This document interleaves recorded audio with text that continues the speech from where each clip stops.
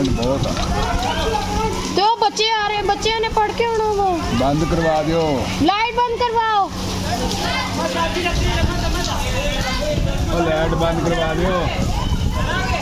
छापड़ चढ़ाओ, हाथ दे उत्ते छापड़ चढ़ा के खिंचो कपड़े दो उन्हां नूं। नहीं जिंदा जिंदा उन्हां नूं खेलियां दो। चुप कर।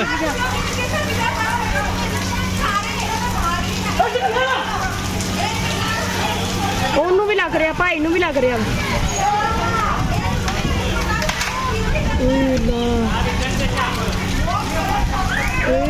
ਬੱਚੇ ਪੜਨ ਗਏ, ਬੱਚੇ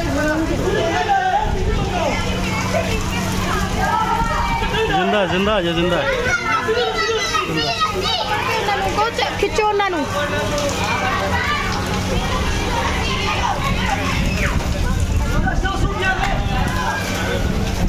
जमीन के पानी कि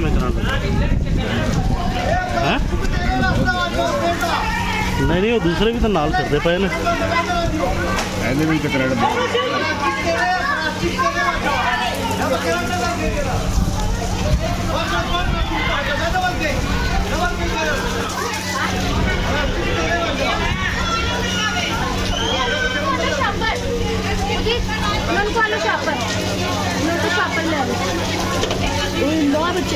बेचारे की जान जा रही है, जान जा रही है।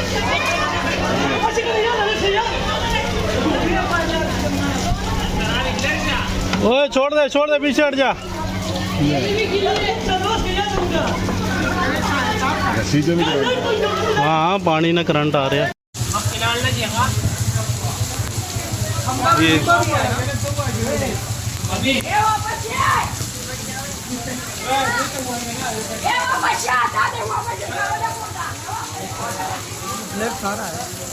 ये आप देख सकते हैं केसी की नाअहली, इनकी नाअहली की वजह से दीवारों में और खंभों के तारों में और बिजली के तारों में और खंभों में जो है ना करंट आ चुका है।